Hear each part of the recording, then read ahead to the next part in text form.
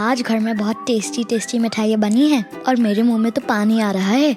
Mummy ने सुबह से मिठाइयों को मधुमक्खी से बचाने के लिए रख कर रखा हुआ है, तो मैंने सोचा क्यों ना आज मिठाइयों से ही जुड़ी कहानी सुनी जाए। मन भी बहल जाएगा और मिठाई से दिमाग भी हट जाएगा। हेलो दोस्तों, मैं हूँ जश्न द स्टोरी टेलर और हर रोज की तरह मैं फिर से लेकर आया हूँ एक स्टोरी जो सारे बच्चों की फेवरेट है, हमारे the exciting world of kids से ओनली ऑन किड्स जंक्शन। तो चलो शुरू करते हैं हम आज की कहानी। एक समय की बात है, गंजा आदमी था टीकू, जो मिठाई की दुकान चलाता था। आज त्योहार का दिन था और उसने अपनी दुकान के लिए टेस्टी और फ्रेश मिठाइयाँ तैयार की थी, पर उनकी दुकान में बहुत सारी मधुमक्खियाँ भिन-भिना रही थी। टीकू पूरी कोशिश कर रहा था कि एक भी मधुमक्खी उसकी मिठाई पर आकर ना बैठे, वरना उन मिठाइयों को कोई भी ग्राहक नहीं खरीदेगा। इसीलिए टीकू लगातार अपने हाथों को पंखे की तरह चलाए जा रहा था, जिससे कोई भी मक्खी उसकी मिठाइयों पर ना बैठे। तभी मधुमक्खियों में से एक शैतान सी मधुमक्खी टीकू के सर पर आकर बैठ गई और टीकू के गंजे सर पर बैठकर भिनभिनाने लगी।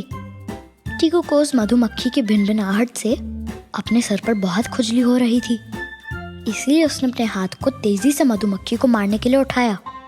ये देखते ही मधुमक्खी झट से उड़ गई और टीकू को ही अपने हाथ का थप्पड़ बहुत तेज लगा। अब टीकू को उस मधुमक्खी पे बहुत गुस्सा आया और उसने उससे बदला लेने की सोची। फिर क्या था, वो अपनी मिठाई को छोड़कर उस मधुमक्खी को पकड़ने के पीछे भागा। मधुमक्खी थी कि कभी टीकू के चेहरे पर, कभी सर पर, कभी नाक पर तो कभी आंख पर बैठकर उसे लगातार परेशान कर रही थी। टीकू ने भी गुस्से में आकर कोई समझदारी नहीं दिखाई और बेवजह अपने आप को चोट पहुंचाता रहा। तभी कुछ ग्राहक टीकू की दुकान पर मिठाइयाँ खरीदने आए और जब उन्होंने टीकू की मिठाइयाँ देखी तो उन पर मधुमक्खियों का झुंड बैठा हुआ था। ये देखकर सारे ग्राहक लौट गए। टीकू ने वापस बुलाने की कोशिश की, लेकिन कोई उसकी दुकान पर नहीं आया। उनके जाने के बाद टीकू को अपनी बेवकूफ़ी पर गुस्सा आया कि एक मामूली सी मधुमक्खी से बदला लेने के लिए उसने अपना ही नुकसान कर लिया। उस दिन टीकू की सारी मिठाइयाँ बर्बाद हो गई और आखिरकार वो मिठाइयाँ मधुमक्खी का ही खाना बन गई, क्योंकि अब उन्हें कोई खरीदने वाला नहीं था। तो देखा दोस्तों आपने कि टीकू की इस छोटी सी गलती से उसका कितना बड़ा नुकसान हो गया।